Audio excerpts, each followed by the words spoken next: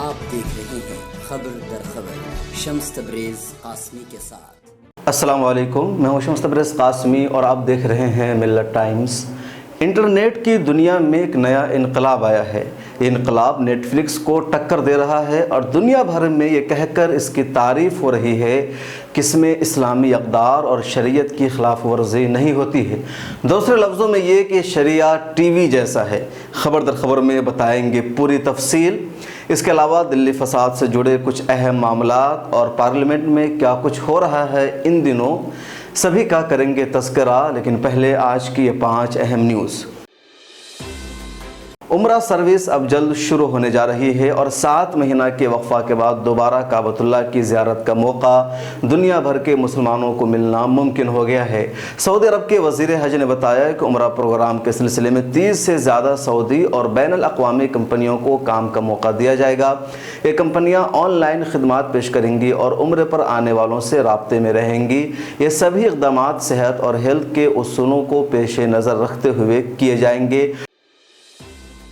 اداکار سشانت سنگھ راجپوت کیس میں drugs angle سامنے آنے کے بعد ڈرگس کنکشن کا دائرہ لگاتار بڑھتا جا رہا ہے۔ ریا چکرورتی کے بعد کئی بڑی فلمی ہستیوں پر اب NCB کی تلوار لٹکنے لگی ہے۔ ان ہستیوں میں اداکارہ دیپیکا پاڈوکون کا نام بھی سامنے آیا ہے، جس سے بالی ووڈ میں کھلبلی مچ گئی ہے۔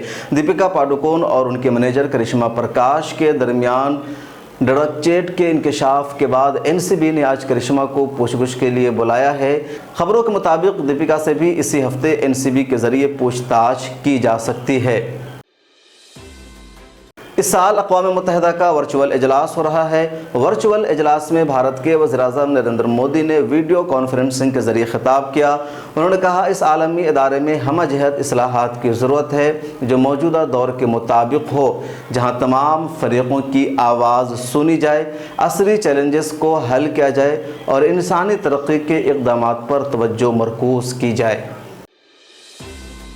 یورپی یونین نے ترکی کی 3 کمپنیوں پر پابندی عائد کر دی ہے۔ دوسری طرف ترکی نے ترکی بترکی جواب دیتے ہوئے کہا کہ یورپی یونین کی پابندی ہمارے لیے کوئی اہمیت نہیں رکھتی ہے، نہیں ایسی پابندیاں ہمارے قدم کو کبھی بھی روک سکتی ہے۔ لیبیا کی قانونی حکومت کو ترکی کی جانب سے امداد جاری رہے گی۔ لیبیا کے خلیفہ حفتر کی حکومت آئینی ہے اور اقوام متحدہ بھی اسے تسلیم کرتی ہے۔ مدھیہ پردیش میں اردو کے ساتھ اکثر سوتیلا سلوک کیا جاتا ہے۔ اس بار محکمہ اعلیٰ تعلیم کے ذریعے UG اور PG کلاس کے لیے 1 اکتوبر سے آن لائن کلاسز کے لیے تمام مضامین کے لیے احکام تو جاری کیا گیا ہے، لیکن اس میں اردو اور فارسی طلبہ کی آن لائن کلاس کا کوئی ذکر نہیں کیا گیا ہے۔ اور اب بات آج کے کچھ اہم مدعوں کی۔ ویب سیریز کے لیے مشہور اسٹریمنگ سروس نیٹ فلکس کئی ممالک میں اپنے فحش مواد کی وجہ سے تنقید کا سامنا کر رہا ہے۔ ایسے ماحول میں ملیشیا نے اسلامی اقدار کو بنیاد بنا کر ایک نئی اسٹریمنگ سروس شروع کرنے کی طرف قدم بڑھا دیا ہے۔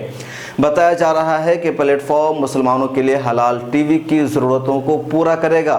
اس پلیٹ فارم کو نور فلکس کے نام سے جانا جائے گا۔ نور فلکس ملیشیا کی پہلی ایسی اسٹریمنگ سروس ہے جو شریعت کو خیال میں رکھتے ہوئے تیار کی گئی ہے۔ اس نے جولائی سے 10,000 سے زیادہ کسٹمرز کو اپنی جانب متوجہ کیا ہے۔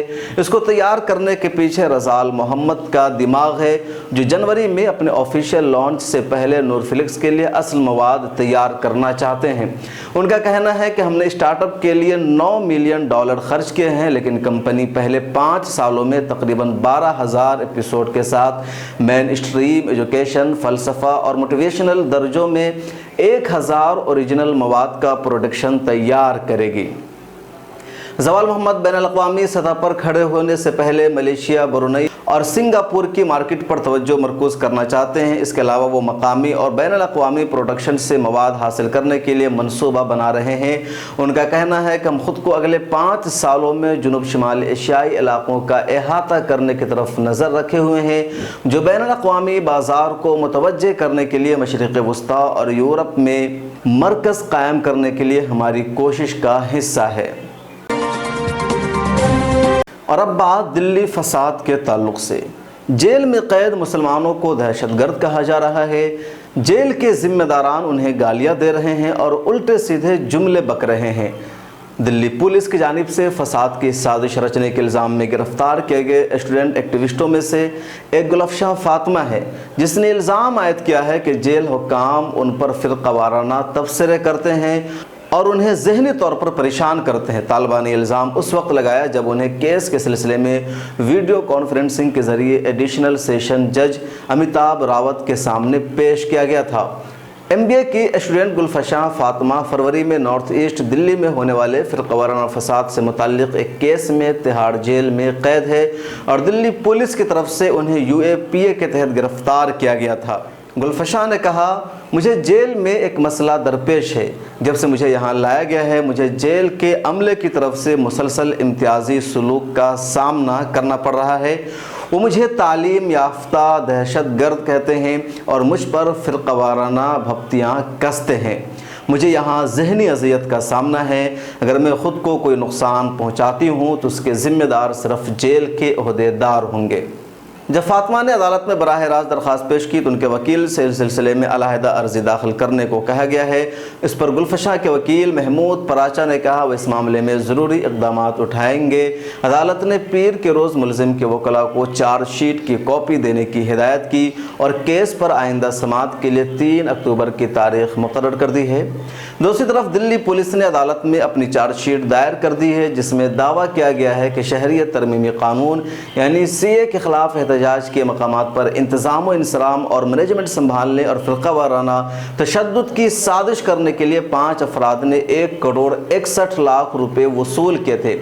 पुलिस ने चार्जशीट में कहा है कि साबिक़ कौंसलर इशरत जहां, समाजी कारकुन खालिद सैफ़ी, आम आदमी पार्टी के कौंसलर ताहिर हुसैन, जामिया मिल्लिया इस्लामिया अलुमनी एसोसिएशन के सदर शफ़ाउर रहमान और जामिया के रिसर्च स्कॉलर मीरान हैदर ने धरनों के इंतज़ामात और फसादात की साजिश करने के लिए 1 करोड़ 61 लाख रुपए वसूल किए थे।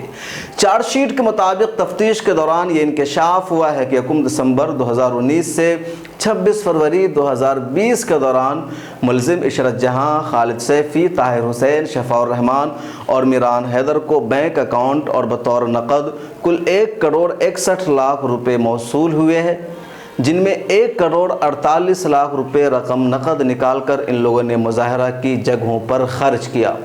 ये पुलिस का दावा है, लेकिन इस पर यकीन करना बहुत मुश्किल बल्कि नामुमकिन है। सच जल्द सामने आ जाएगा। इसके अलावा इससे जुड़ा एक और मामला सामने आया है कि दिल्ली पुलिस ने उमर खालिद के वालिदैन को मिलने से रोक दिया है। उनके वालिदैन उमर खालिद से पुलिस कस्टडी में अब नहीं मिल पाएंगे। इससे जुड़ी एक और ख़बर अभी सामने ये आ रही है कि पिंजरा तोड़ से ताल्लुक़ रखने वाली तनाशा को अदालत ने ज़मानत पर रिहाई दे दी है। उन्हें भी UAPA कानून के तहत दिल्ली फसाद की साजिश रचने के इल्ज़ाम में दिल्ली पुलिस ने गिरफ्तार किया था। पार्लियामेंट में अपोजिशन पार्टियों ने सख्त एहतजाज करते हुए मानसून सेशन का बायकाट कर दिया है। किसानों से मुताल्लिक बिल पास हो जाने के बाद अपोजिशन पार्टियां संसद में एहतजाज कर रही हैं और किसान सड़कों पर धरना दे रहे हैं। 25 सितंबर को किसानों ने भारत बंद का भी ऐलान कर रखा है। इतवार को राज्यसभा के 8 मेंबरों को चेयरमैन ने सेशन से सस्पेंड कर दिया था, जिसके बाद वो सभी मेंबर रात भर धरना पर बैठे रहे। मंगल के दिन अपोजिशन पार्टियों ने मुतालबा किया कि सभी मुअत्तल मेंबरान के खिलाफ फैसला वापस लिया जाए। चेयरमैन ने इस पर अमल नहीं किया। उसके बाद राज्यसभा में अपोजिशन पार्टियों ने पूरे मानसून सेशन का बायकाट कर दिया है। लोकसभा में भी अपोजिशन पार्टियों ने मामला उठाया और वहां भी अपोजिशन पार्टियों ने मानसून सेशन की कार्रवाई का बायकाट कर दिया है। जिन पार्टियों ने बायकाट किया है उनमें 20 से ज़्यादा अपोजिशन पार्टियां शामिल है। कांग्रेस, SP, BSP, TMC जैसी पार्टियां हैं। कांग्रेस के सीनियर लीडर जयराम रमेश ने पार्लियामेंट की कार्रवाई के बायकाट की 7 वजूहात शुमार कराते हुए कहा कि हुकूमत ज़वाबित पर अमल नहीं कर रही है, जिसके खिलाफ अपोजिशन ने बायकाट का फैसला किया है। राज्यसभा में कांग्रेस के चीफ व्हिप जयराम रमेश ने मंगल के रोज़ राज्यसभा के बायकाट की पहली वजह बताते हुए कहा कि हुकूमत बिलों को ऐवान पर मुसल्लत कर रही है। दूसरी वजह बताया राज्यसभा के 8 अरकान को सुने बगैर ऐवान से सस्पेंड कर दिया गया और ज़ाब्ता के ख़िलाफ़ काम करते हुए उनके खिलाफ मुअत्तली की तजवीज़ भी राय शुमारी और वोटों की तकसीम यानी डिवीज़न ऑफ वोट से नहीं कराई गई।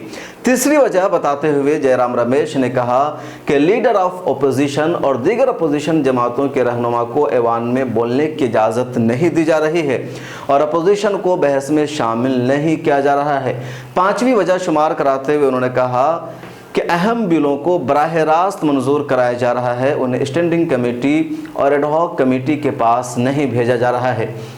राज्यसभा की कार्रवाई का बायकॉट करने की छठी वजह बताते हुए जयराम रमेश ने कहा, हुकूमत ने ज़राअत से मुतल्लिक 2 अहम बिल मंजूर करा लिए और अपोजिशन की जानिब से उस पर राय शुमारी के मुतालबे को मुस्तरद कर दिया है।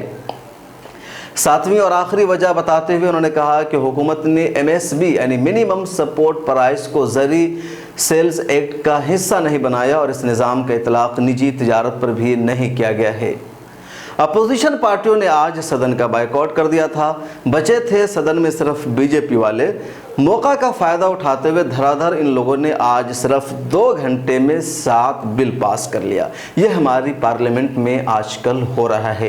पार्लियामेंट का काम है कानून बनाना। हम ये समझते थे कि पार्लियामेंट में सारे मेंबर जाते हैं, किसी बिल पर बहस करते हैं और सबके इत्तेफाक राय से वो कानून बनता है, क्योंकि मेंबरान पार्लियामेंट 1 अरब 37 करोड़ लोगों की नुमाइंदगी करते हैं और उनकी नुमाइंदगी करने वाले ये लोग आपसी सहमति के साथ कानून बनाते हैं। अगर इनके बनाए हुए कानून से, इनके बिल से अगर आवाम को इतराज़ होता है तो आवाम सड़कों पर आकर एहतजाज करती है, प्रोटेस्ट करती है और कहती है कि आप हमारे नुमाइंदा है, आप हमारी गलत नुमाइंदगी कर रहे हैं। लेकिन पार्लियामेंट की जो तस्वीर अब सामने आ रही है, जिस तरह हम देख रहे हैं, वो उसके बिल्कुल बलखिलाफ़ है। न तो वहाँ किसी की राय ली जाती है, न किसी को बहस का मौका दिया जाता है। अगर बहस होती भी है, सरकार पहले से कैबिनेट एक बिल बना लेती है, उस बिल की कॉपी सबको वहीं पर दे दी जाती है।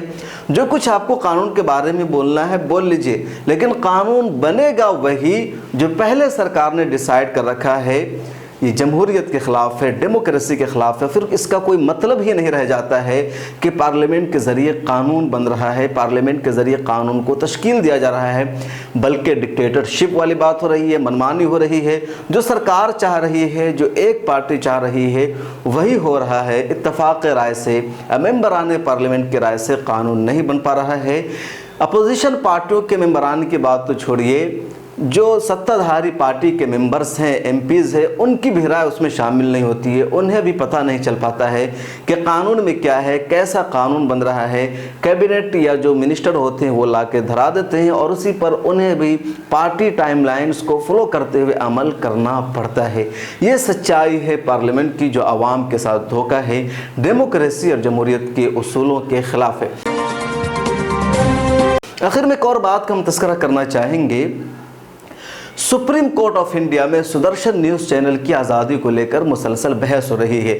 सुप्रीम कोर्ट का कहना है कि चैनलों को मिलने वाली बेलगाम आज़ादी जमहूरियत और डेमोक्रेसी के लिए ख़तरा है। इससे आवाम को नुकसान हो रहा है, मुल्क का नुकसान हो रहा है। इनके लिए कुछ गाइडलाइंस जारी किया जाए। हुकूमत जवाब दाखिल कर रही है कि टीवी चैनलों को कुछ नहीं कहा जाए, बल्कि डिजिटल मीडिया के लिए गाइडलाइंस जारी किया जाए। इस मुद्दे पर हम तफसील से पिछले एपिसोड में बातचीत कर चुके हैं। इसके अलावा हमने नेशनल डिबेट में भी इसी को हिस्सा बनाया था, जहां सीनियर जर्नलिस्ट ने और पैनलिस्ट ने इस बारे में बहस की थी। यानी हुकूमत अब डिजिटल मीडिया पर बैन लगाना चाहती है। क्यों? हालांकि डिजिटल मीडिया से ही बीजेपी की सरकार बनी है, घर घर उनका पैगाम पहुँचा है।